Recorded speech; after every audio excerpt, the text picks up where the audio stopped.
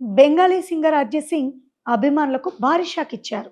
ఇప్పటి వరకు ఎన్నో హిట్ సాంగ్స్ పాడి తనకంటూ అభిమానులను సంపాదించుకున్న అరిజిత్ సింగ్ ఉన్నట్లుండి రిటైర్మెంట్ ప్రకటించడంతో మ్యూజిక్ లవర్స్ జీర్ణించుకోలేకపోతున్నారు.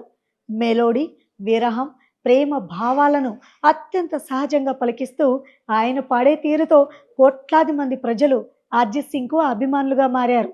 దాదాపు 2 దశాబ్దాలకు పైగా సంగీత ప్రియుల హృదయాలను శాసించిన అరిజిత్ సింగ్ ఇప్పుడు సినిమా పాటలకు విరామం ప్రకటించడం షాకింగ్గా మారింది. ఇప్పటి వరకు ఆయన కెరియర్లో అన్ని భాషలు కలిపి 700కి పైగా పాటలు పాడారు. బాలీవుడ్లో ఎంతో పేరు పొందిన అరిజిత్ సింగ్ తెలుగులోనూ పలు హిట్ సాంగ్స్ పాడారు. 2010లో ఫస్ట్ టైం తెలుగులో ఓ పాట పాడారు. కేడి చిత్రంలో నీవేనా నీవేనా అనే పాటని ఆలపించగా ఆ తర్వాత 3 ఏళ్లకి స్వామి రారాలో 3 పాటలు పాడారు.